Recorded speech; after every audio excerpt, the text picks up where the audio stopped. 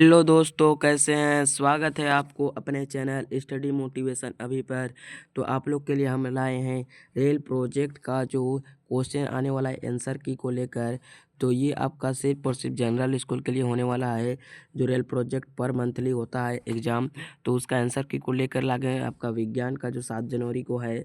तो वीडियो को थोड़ा भी मिस नहीं करना है, शुरू से अंत तक बने रहिए। और वीडियो पसंद आए तो लाइक ज़रूर कर देंगे, और चैनल पे नए हैं तो चैनल को सब्सक्राइब जरूर कर दीजिए और लाइक ज़रूर कर देंगे, जिससे हमें मोटिवेशन मिलती है। और अपने दोस्त को शेयर कीजिए। और इसी तरह के वीडियो हमारे चैनल पर जो आपका ऑल सब्जेक्ट का ऑल सब्जेक्ट का आंसर के मिलता है। तो चलिए शुरू करते हैं वीडियो को। ये आपका जनरल स्कूल के लिए होने वाला है। जो विज्ञान सब्जेक्ट है 1 घंटा समय रहता है, और आपका क्लास 7 के लिए है कक्षा पूर्णांक 20 रहेगा। तो चलिए शुरू करते हैं। देखिए, सबसे पहले यहाँ पर आपका कुछ निर्देश दिए गए, आप इसे पढ़ भी सकते हैं। तो चलिए हम लोग डायरेक्ट क्वेश्चन आंसर देखते हैं। क्वेश्चन आंसर देखिए, भाग 1 में क्या बहुविकल्प प्रश्न है। जो प्रत्येक प्रश्न 1 मार्क्स का होने वाला 6 प्रश्न है। 6 × 1 = 6, यानी 6 नंबर का ही है। पादप का जनन भाग होता है, कहाँ होता है? उसके पत्ती में, तना में, मूल में, पुष्प में। तो कहाँ होता है? डी नंबर करेक्ट आंसर हो जाएगा। पुष्प में उसका जनन भाग होता है। कहाँ होता है? पुष्प में। इसको डी हो गया। अब इसे नोट भी कर लीजिए, क्योंकि आपको बार बार देखना ना पड़े वीडियो, इसीलिए डी नंबर इसमें हो जाएगा। नर और मादा युग्मक के युग्मन का प्रक्रम क्या कहलाता है? बोल रहे क्या कहलाता है? परागन कहलाता है, निषेचन कहलाता है, जनन कहलाता है, बीज निर्माण कहलाता है। तो क्या कहलाता है? निषेचन कहलाता है। इसमें आपका बी नंबर वाला करेक्ट आंसर हो जाएगा, निषेचन कहलाता है। हो गया। अब देखिए क्वेश्चन नंबर 3, परिपक्व होने पर अंडाशय विकसित हो जाता है बीज में, पुंकेसर में, स्त्री केसर में, और यहाँ पर देखिए क्या फल में। तो पुंकेसर में। कहाँ होता है? पुंकेसर में। यानी आपका बी नंबर करेक्ट आंसर हो जाएगा, पुंकेसर में हो जाता है। अब देखिए क्वेश्चन नंबर 4 देखिए, वह जनन जिसमें नया पादप बीज की सहायता के बिना प्राप्त किया जाता है क्या कहलाता है? लैंगिक जनन, अलैंगिक जनन, निषेचन। तो इसमें आपका क्या कहलाता है? अलैंगिक जनन कहलाता है। क्या? अलैंगिक जनन कहलाता है। हो गया। इसमें आपका बी नंबर करेक्ट आंसर हो जाएगा। अब हम लोग देख लिए क्वेश्चन नंबर 5 देखते हैं। ईस्ट में जनन की सामान्य विधि है विखंडन, बीजाणु निर्माण, मुकुलन और खंडन। तो यहाँ पर क्या करेक्ट आंसर हो जाएगा? मुकुलन करेक्ट आंसर हो जाएगा। जो मुकुलन आपका जो बीज में है, बीज में सामान्य विधि है। हो गया। अब देखते हैं जो आपका क्वेश्चन नंबर 6, जो ये यही क्वेश्चन आएगा आपका वायरल क्वेश्चन है, 100% लिख के ले जाएगा, क्योंकि अपने दोस्त को शेयर कर दीजिए। पंखयुक्त बीज यानी वेंजेड सीड्स पाए जाते हैं कहाँ? ड्रमस्टिक, सहजन और मैपल घास में, सूर्यमुखी में, मादर आक में। तो कहाँ पाए जाते हैं? वो मादर आक में पाए जाते हैं। मादर आक में। ये आपका करेक्ट आंसर हो जाएगा डी नंबर वाला। डी नंबर वाला इसमें आपका करेक्ट आंसर हो जाएगा। हो गया डी नंबर वाला। अब देखते हैं क्वेश्चन नंबर जो आपका अति लघु उत्तरीय प्रश्न है। तो उससे पहले एक छोटी सी निवेदन है कि आप चैनल को अभी तक हमारे चैनल को सब्सक्राइब नहीं किए हैं तो कर लीजिए, और लाइक भी याद से कर लेंगे, जिससे हमें मोटिवेशन मिलती है। और कमेंट जरूर कर देंगे, ताकि उससे भी हमें मोटिवेशन मिलती है। ये आपका 2-2 मार्क्स का होने वाला जो 4 प्रश्न है, 4 × 2 = 8 मार्क्स का है टोटल। तो 8 मार्क्स आपको लाना जरूरी है, क्योंकि आपको आंसर की हम दिखा रहे हैं। आंसर की हो गया। तो देखिए क्वेश्चन का आंसर देखते हैं आप। देखिए क्वेश्चन नंबर 7 क्या बोल रहे हैं? कायिका प्रावधान यानी वेजिटेटिव प्रोपेगेशन से आप क्या समझते हैं? तो क्या समझते हैं, ये इसे समझते हैं। तो देखिए उत्तर में क्या लिखेंगे हम लोग? यह एक प्रकार का अलैंगिक जनन है, जिसमें पादप के मूल, जड़, तने, पत्ती अथवा कली, मुकुल जैसी किसी कायिक अंग द्वारा नया पादप प्राप्त किया जाता है। चूंकि इसमें जनन पादप के कायिक भागों से होता है, इसलिए इसे कायिक प्रवर्धन कहते हैं। तो ये हो गया आपका 7 नंबर का आंसर, जो कायिक प्रवर्धन का से आप क्या समझते हैं। तो आपको इसी चीज़ को लिखना है। यही क्वेश्चन आपका आएगा जो 7 तारीख को, इस यानी आज हो गया 5 तारीख, 6-7 परसों को। क्वेश्चन नंबर 8 देखिए। अब क्वेश्चन नंबर 8 क्या बोल रहा है? स्वपरागन और परपरागन से में क्या अंतर है? तो क्या अंतर को आइए लिखते हैं। उत्तर में क्या लिखेंगे? स्वपरागन देके सर डेस देंगे। यदि परागकण उसी पुष्प के वर्तिकाग्र पर गिरते हैं तो उसे स्वपरागन कहते हैं। और जो परपरागन क्या कहता है? जब पुष्प के परागन उसी पादप के किसी अन्य पुष्प के वर्तिकाग्र अथवा उसी प्रकार के किसी अन्य पादप के पुष्प के वर्तिकाग्र पर गिरते हैं तो इस परागण को क्या कहते हैं? इस परागण को हम लोग पर परागण कहते हैं। हो गया, यही क्वेश्चन आपका आएगा एग्जाम में, इसको नोट कर लीजिए, तो स्क्रीनशॉट मार लीजिए। आपको हम समय दे रहे 7 नंबर का ये हो जाएगा, 6 7 8 दोनों इसी जगह देख लीजिए। हो गया, आप देखते हैं, देखिए जो इस प्रकार आपका है, देखिए ये है आपका क्या पर परागण है। क्या है ये? पर परागण। स्वर परागण मतलब इसी जगह पर गिरता है उसे स्वर परागण।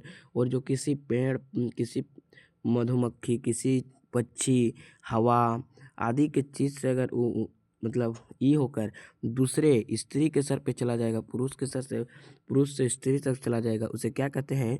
पर परागण कहते हैं। और जो एक ही जगह पर गिरता है उसे क्या कहते हैं? स्व परागण कहते हैं। हो गया, इसे हम लोग समझ लिए। जो इस प्रकार का डायग्राम यहाँ पर डायग्राम से समझा गया है। अब देखते हैं हम लोग क्वेश्चन नंबर 9, जो निषेचन किसे कहते हैं? निषेचन किसे कहते थे? नर और मादा युग्मक के युग्मन संयोजन द्वारा युग्मनज बनने का प्रक्रम निषेचन कहलाता है। निषेचन के पश्चात युग्मनज भ्रूण में विकसित होता है। इसको आप लोग नहीं लिखेंगे तब पर भी मतलब लिख लेंगे इसको भी, नहीं तो इसको आप इस प्रकार भी लिख सकते हैं। नर और मादा के संलयन से नया जीव का विकास होता है, उसे ही तो निषेचन कहते हैं। संलयन से नया जीव का विकास होता है, उसे क्या कहते हैं? होता है उसे, यहाँ पर लिख देना, उसे संलयन कहते हैं, उसे निषेचन कहते हैं। निषेचन कहते हैं। इस प्रकार यहाँ पर जगह नहीं है इसलिए थोड़ी दिक्कत हो रही है, तो कोई बात नहीं, आप लोग मेंटेनेंस कर लेंगे। इसको आप लिख लीजिए, नर और मादा के संलयन से नया जीव का विकास होता है, उसे संलयन निषेचन कहते हैं। हो गया, अब देखते हैं हम लोग क्वेश्चन नंबर 10 को। देखिए, अगर आप इसे लिख लिए तो स्क्रीनशॉट मार लीजिए, जल्दी होगा तो ठीक है, इसके मार लीजिए। एक तो हो गया क्वेश्चन नंबर 10। देखिए क्वेश्चन नंबर 10 का बीजाणु निर्माण द्वारा जनन, इसे भी आप लिख लेंगे तो कोई बात नहीं, इसको ही लिख लेंगे आप लोग। बीजाणु निर्माण द्वारा जनन करने वाले किन्हीं दो पादप के नाम लिखिए। तो 2 पादप के नाम लिखने बोला, तो देखिए डबल रोटी पर उगने वाले कवक म्यूकर, और एक हो गया म्यूकर, कवक म्यूकर। और दूसरा देखिए फर्न जीवाणु निर्माण जनन करते, देखिए एक हो जाएगा फर्न जीवाणु। ये दोनों को आप लोग को लिख देना। हो गया, द्वारा जनन करते हैं।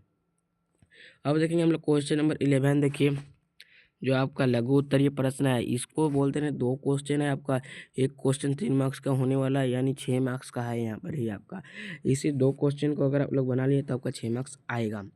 तो बीच में उससे पहले एक छोटी सी निवेदन है कि आप चैनल को अभी तक सब्सक्राइब नहीं किए तो कर लीजिए, क्योंकि आप लोग के लिए हम इतना कुछ कर सकते तो आप लोग भी सब्सक्राइब जरूर कर देंगे। हाँ तो कर देंगे, हम लोग को पता है, ठीक है। अब देखते हैं, आइए।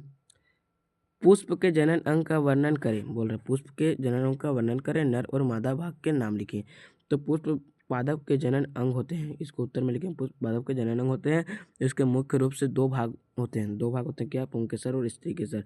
पुंकेसर नर जनन अंग है, देखिए नर जनन अंग है, और इसमें परागकोश और तंतु होते हैं। परागकोश में परागकण होते हैं और जो नर युग्मकों को उत्पन्न करते हैं, और स्त्री केसर में मादा जनन अंग। देखिए इसमें वर्तिकाग्र, वर्तिका और अंडाशय होते हैं। अंडाशय में एक या अधिक बीजांड होते हैं। मादा युग्मक अथवा अंड का निर्माण बीजांड में होता है। ये हो गया आपका पुंकेसर और स्त्री केसर में जो आपको पुष्प के जनन अंग का वर्णन करने बोला था, हो गया। और इसका जो नर और मादा के 2 भागों का नाम लिखना है बोला है, तो ठीक है, उसको भी हम लोग देखते हैं। ये तो यहाँ पर देख लीजिए, पार्ट्स ऑफ फ्लावर का जो यहाँ पर दिया गया है, कौन किसको क्या बोलते हैं। इसको स्टेम बोलते हैं, देखिए यहाँ पर नाम लिखा है, स्पेल बोलते हैं filament, anther, petal, stigma, style, pollen tube, ovule, ovary,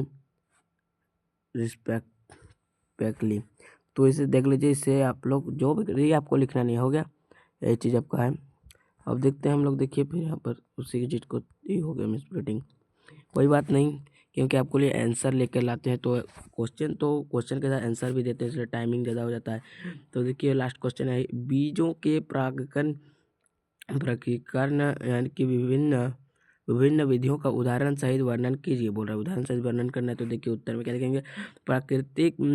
प्रकृति में बीजों का प्रकटन कई माध्यमों से होता है। तो देखिए क्या क्या होता है, पवन द्वारा होता है, जल द्वारा होता है, जंतुओं द्वारा होता है, फलों द्वारा होता है। आप लोग को बोल दिए थे जो पर परागन जो होता है वहाँ पर ऊपर में, तो ये सब उसी का उदाहरण। जैसे हल्के और रोमयुक्त बीज जैसे मादर आक और सूर्यमुखी के बीज हवा के साथ दूर वाले जाते हैं, हो गया, दूर चले जाते हैं।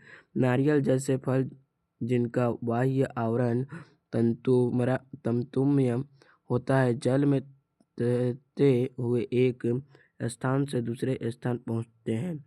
देखिए जंतुओं द्वारा यानी कांटेदार बीज जिनमें हुक जैसे संरचना होती है, जिसे जेनेथियम जंतुओं के शरीर से विपक कर दूर वले जाते हैं। हो गया जोर। देखिए जो लास्ट पॉइंट है इसे भी आप लोग देख लीजिए। कुछ फल जैसे अरंडी और वाल्सम झटके के साथ फटते हैं, जिससे बीज बिखर जाते हैं। तो ये हो गया आपका जो आंसर की यही क्वेश्चन आपका आएगा। कब आएगा आपका? 7 जनवरी को। 7 जनवरी को आप लोग देख लीजिए, यहाँ पर प्रूफ के साथ दिखा दे रहे हैं। 7 जनवरी को ही क्वेश्चन आने वाला है, आपको याद से इसको नोट कर लीजिए, या तो आप वीडियो देख के समझ गए होंगे तो अच्छी बात है। और जाते जाते एक छोटी सी निवेदन है कि अभी तक हमारे चैनल को सब्सक्राइब नहीं किया तो कर लीजिए, और बेल आइकन को याद से ऑल कर दीजिए, ताकि हर एक क्वेश्चन का नोटिफिकेशन आपको मोबाइल तक चला जाएगा। तब तक के लिए जय हिंद, जय भारत।